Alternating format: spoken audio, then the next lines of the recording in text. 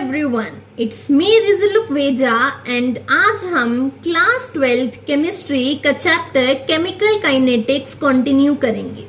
Previous video में हमने इस चैप्टर का topic zero order kinetics cover किया था। इस वीडियो में हम इस चैप्टर का topic first order kinetics complete cover करेंगे। So without wasting much of your time, let's start first order kinetics. सबसे पहले हम इसमें एक रिएक्शन लिखते हैं।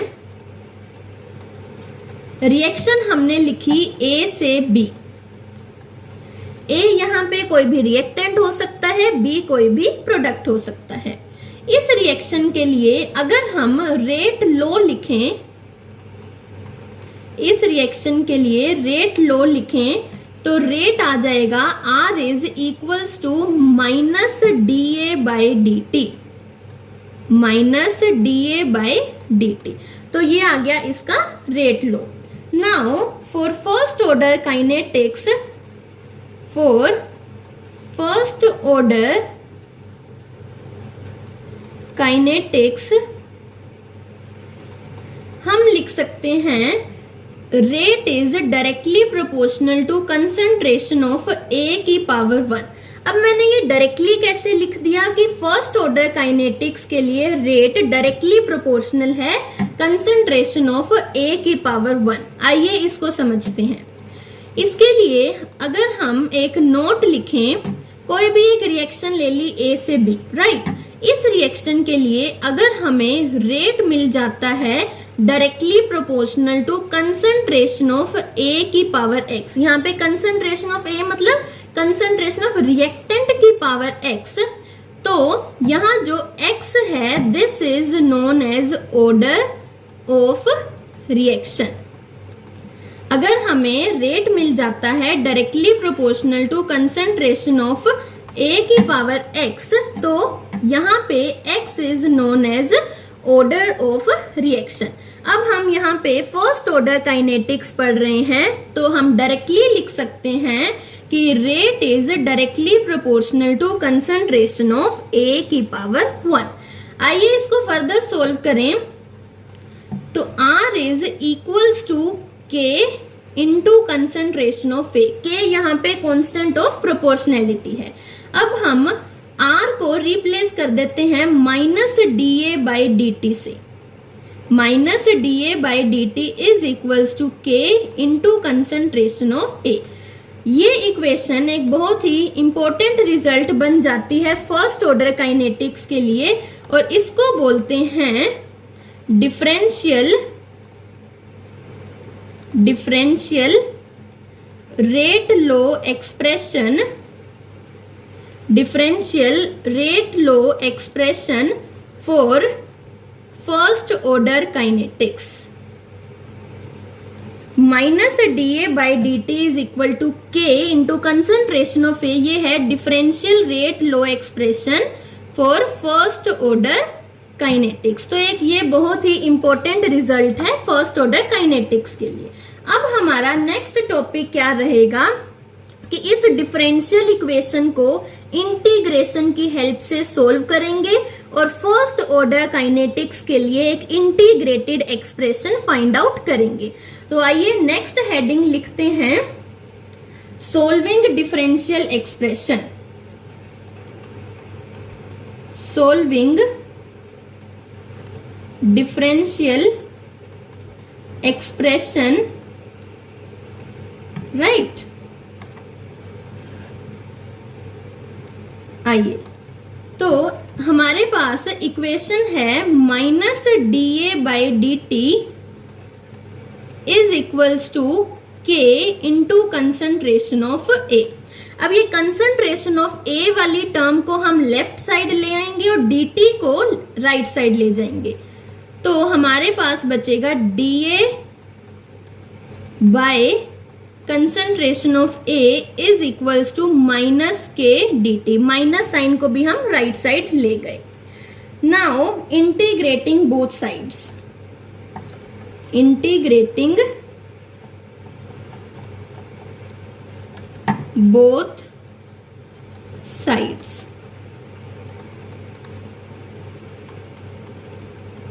Integration dA by a is equals to integration minus k dt। अब हमें इंटीग्रेशन करना है 1 अपॉन कंसंट्रेशन ऑफ A का। इसका इंटीग्रेशन हमें फाइंड आउट करना है। तो इसके लिए हमें ये चीज पता होनी चाहिए कि अगर हमारे पास इंटीग्रेशन 1 बाय x dx है तो इसका इंटीग्रेशन होता है ln x। अगर आप क्लास 12th के हो तो मैथ्स में आपने ये एक सिंपल इंटीग्रेशन पढ़ा होगा डिफरेंशियल इक्वेशन या और कोई चैप्टर्स में। तो इंटीग्रेशन 1 बाय x dx हो गया ln x। सिमिलरली यहाँ इक्वेशन में हमारे पास है integration dA by a। Simply x की जगह पे कंसंट्रेशन ऑफ a है तो इसको हम लिखेंगे ln a। इसका इंटीग्रेशन बन जाएगा ln a। अब एक इंपॉर्टेंट चीज है कि इस इंटीग्रेशन की लिमिट्स क्या लगाएंगे। तो इसकी लोअर लिमिट होएगी a0, अपर लिमिट at और राइट साइड लगाएं तो 0 से t। a0 a की इनिशियल कंसंट्रेशन है और at a रिएक्टेंट की फाइनल कंसंट्रेशन है, या हम बोल सकते हैं कि concentration of reactant at time t is equals to t, right. अब हमारे पास ln a इसका इंटीग्रेशन आ गया। इसकी लिमिट लगाएंगे a0 से at that is equals to minus k। हम इंटीग्रेशन से बाहर ला सकते हैं क्योंकि k यहाँ पे कांस्टेंट है। माइनस k और dt का इंटीग्रेशन आ जाएगा t, लिमिट 0 से t। अब हमें जस्ट लिमिट्स पुट करनी है। तो सबसे पहले यहाँ at पुट करेंगे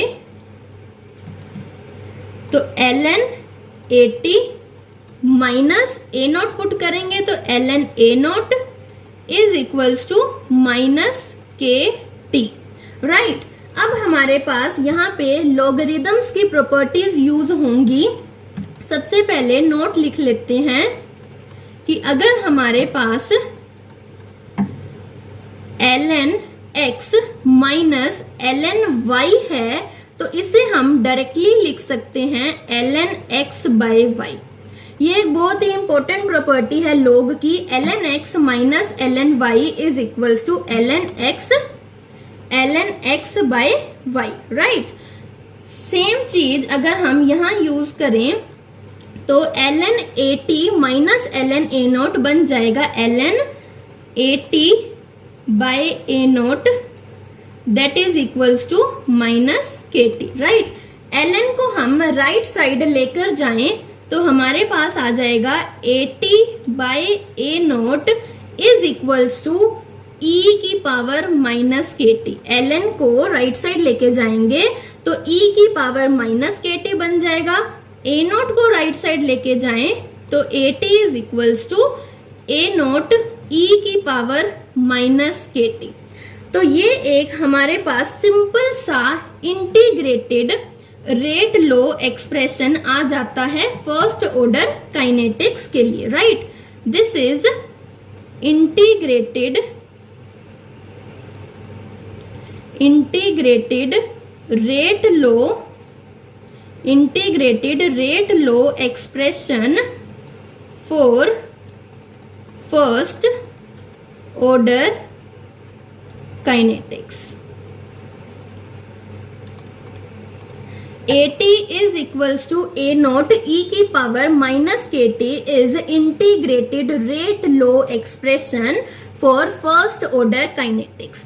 अब हमारा नेक्स्ट टॉपिक क्या रहेगा। ये जो हमने इंटीग्रेटेड रेट लॉ एक्सप्रेशन निकाला है at is equals to a0 e की पावर माइनस kt, इसकी हम कुछ डिफरेंट फॉर्म्स लिखेंगे, right.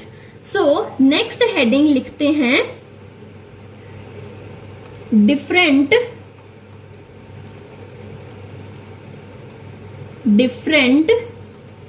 Forms of integrated expression. Different forms of integrated expression, right. तो हमने अभी फर्स्ट ये फाइंड की है कि AT is equals to A naught E की पावर माइनस KT। तो ये तो हो गई हमारी first form, AT is equals to A naught E की power minus KT। Other forms निकालने के लिए हम इसी इक्वेशन में ln ले लेते हैं। Taking ln both sides, taking ln both sides, तो यहां पे हमारे पास आ जाएगा ln AT is equals to ln A naught E की पावर माइनस KT। अब हमें इस इक्वेशन को फर्दर सोल्व करना है। ln AT को एक बार एज इट इज रखेंगे, दैट इज इक्वल्स टू, अब यहाँ पे A नॉट और E की पावर माइनस KT मल्टीप्लीकेशन में है ln के अंदर, तो हमारे पास प्रॉपर्टी होती है ln xy, राइट। इसको हम लिख सकते हैं ln x plus ln y। तो ये प्रॉपर्टी हमें पता होनी चाहिए, ln xy is equals to ln x plus ln y, right. अब ln A नॉट E की पावर माइनस KT को हम लिख सकते हैं ln A naught plus ln E की पावर माइनस KT। नाउ इसके आगे सोल्व करें तो ln AT as it is रख देंगे, that is equals to ln A naught as it is, plus अगर हमारे पास ऐसे कुछ होता है ln x की पावर y, इसको हम लिख सकते हैं y ln x। ये जो पावर में टर्म होती है इसको हम आगे ला सकते हैं, तो ये एक log की प्रॉपर्टी होती है, ln x की power y is equals to y ln x। Same property अगर हम यहाँ यूज करें तो ये जो माइनस KT है ये E की पावर में है, तो E को हम x मान लेते हैं, माइनस KT को y मान लेते हैं, और अगर ये प्रॉपर्टी यूज करेंगे तो यहाँ हमारे पास आ जाएगा minus KT ln E, right. Minus KT ln E यहाँ पे हमारे पास सिंप्लीफाई होकर आ गया। नेक्स्ट अगर यहाँ देखें हम तो ln AT is equals to ln A not minus KT, और ये जो ln E होता है इसकी वैल्यू होती है 1। ये आपने मैथ्स में पढ़ा होगा कि चाहे तो आप लिखो log e to the base e, या इसी को तुम लिख सकते हो ln e, इसकी वैल्यू होती है 1, राइट। तो यहां हमारे पास आ गया ln AT is equals to ln A not minus KT। Minus KT को लेफ्ट साइड लेके जाएंगे और ln AT को राइट साइड लेके आएंगे, तो KT is equals to ln A not minus ln AT। Now KT is equals to ln A naught by AT। अब अभी हमने एक ऊपर प्रॉपर्टी लिखी थी ln x minus ln y होता है ln x by y, right. तो सेम प्रॉपर्टी हमने यहाँ यूज की है कि ln A not minus ln AT is equals to ln A naught upon AT, right.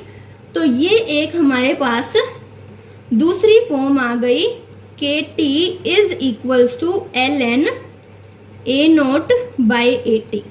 तो ये भी एक बहुत ही इंपॉर्टेंट इंटीग्रेटेड अदर फॉर्म है इंटीग्रेटेड एक्सप्रेशन की, राइट। अब हमने फर्स्ट ऑर्डर काइनेटिक्स के लिए डिफरेंशियल एक्सप्रेशन निकाल लिया, दो फॉर्म निकाल ली इंटीग्रेटेड एक्सप्रेशन की। नेक्स्ट टॉपिक हमारा रहेगा calculation of fractional life and full life for first order kinetics. तो आइए नेक्स्ट टॉपिक स्टार्ट करते हैं, fractional life and full life. इसमें सबसे पहले हम कैलकुलेट करेंगे T half first order kinetics के लिए, राइट। तो कैलकुलेट करने से पहले एक बार टी हाफ की डेफिनेशन रिमाइंड करें। तो T half is time required time required to consume half of initial case.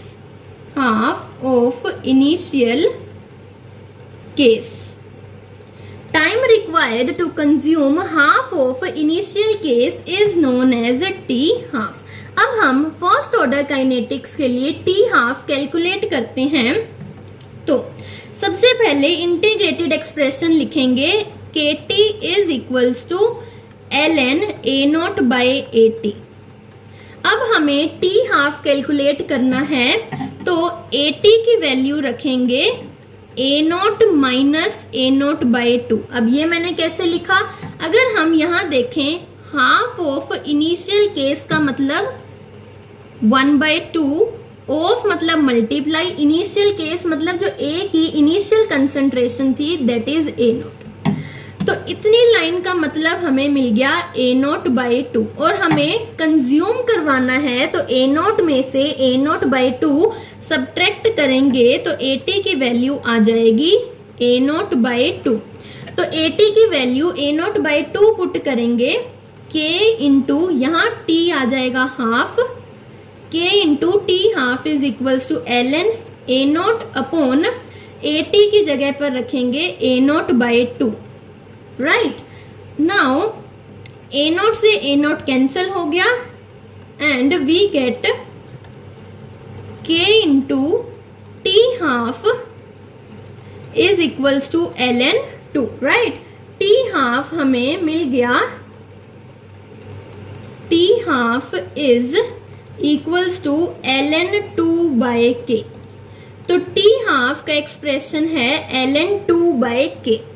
इसमें अगर हम एक चीज नोट करें कि t हाफ की वैल्यू कंसंट्रेशन ऑफ A पर डिपेंड नहीं कर रही। हमने प्रीवियस वीडियो में जीरो ऑर्डर काइनेटिक्स कवर किया था, उसके लिए हमें t हाफ मिला था a0 बाय 2 के। उस टाइम पर concentration of A means initial concentration of A पर t हाफ डिपेंड कर रहा था, लेकिन फर्स्ट ऑर्डर काइनेटिक्स के लिए t half does not depend upon concentration of reactant. तो यहां हम लिख सकते हैं कि t half does not depend upon concentration of reactant. तो ये एक बहुत ही इंपॉर्टेंट लाइन बन जाती है, t half does not depend upon concentration of reactant. Next हम कैलकुलेट करते हैं T3/4, कैलकुलेशन ऑफ T3/4। तो T3/4 is time required to consume 3/4 of initial case, 3/4 of initial case. इसमें सबसे पहले इंटीग्रेटेड एक्सप्रेशन लिखें kt is equals to ln a0 by at।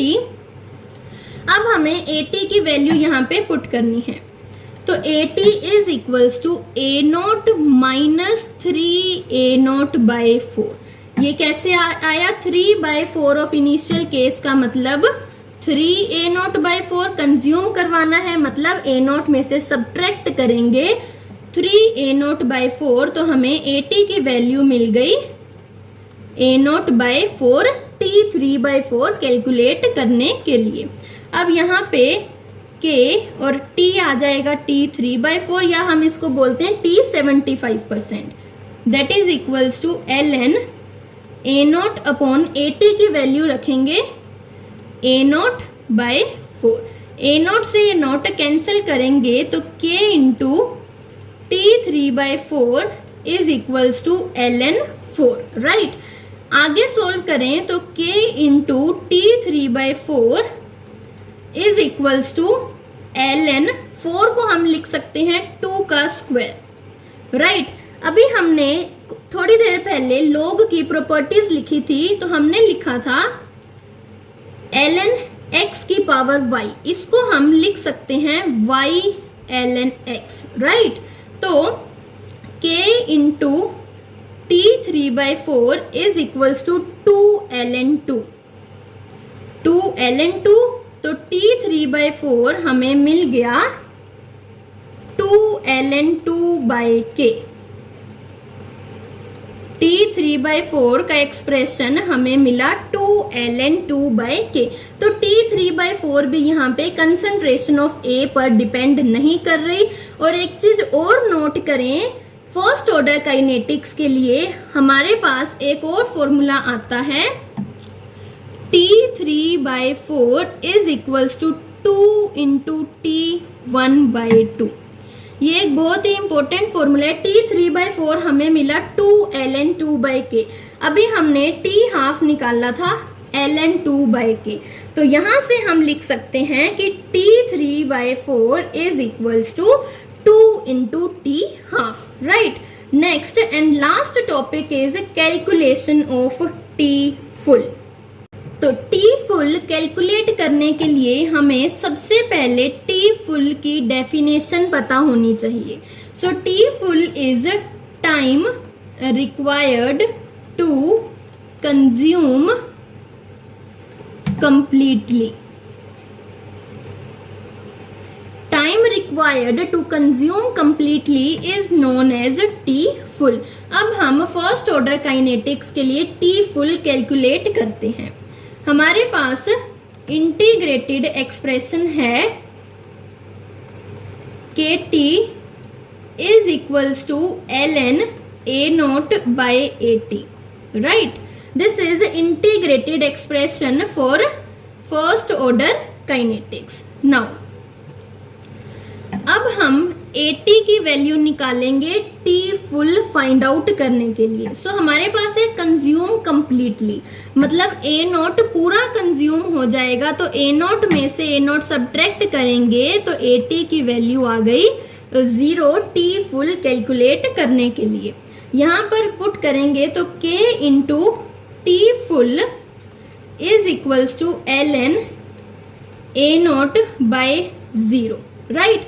अब ln के अंदर वाली टर्म बन गई इनफाइनाइट और ln इनफाइनाइट होता है इनफाइनाइट, राइट। तो यहां पर हमारे पास T फुल आ गया इनफाइनाइट। सो विद दिस हमने फर्स्ट ऑर्डर काइनेटिक्स के लिए T half, T3/4 and T full calculate कर लिया है।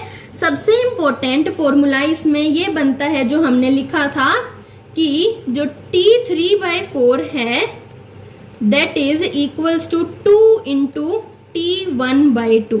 ये फॉर्मूला सिर्फ और सिर्फ फर्स्ट ऑर्डर काइनेटिक्स के लिए वैलिड है। So with this we have completed first order kinetics. Thank you and have a nice day.